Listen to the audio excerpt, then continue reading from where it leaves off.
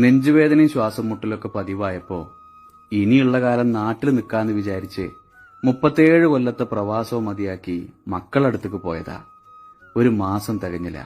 തറവാട്ടിലുള്ള ചെറിയ മോന്റെ വക ഒരു തമാശ.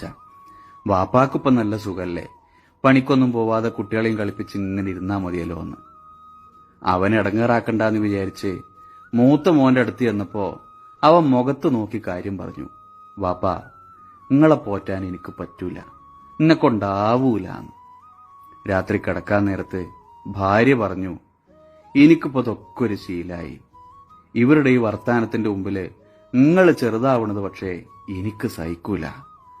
ഉറങ്ങാതെ രണ്ടുപേരും നേരം വെളുക്കണതുവരെ ആലോചിച്ചു.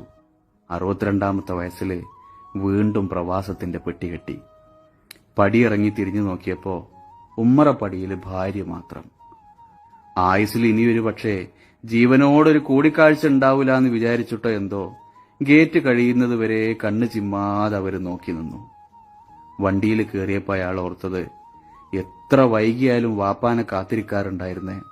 ആദ്യമായിട്ട് ഗൾഫിലേക്ക് പോന്നപ്പോ ഭാര്യയേക്കാൾ കരഞ്ഞ 2 ആൺമക്കള് തനിക്കുണ്ടായിരുന്നല്ലോ എന്നാ.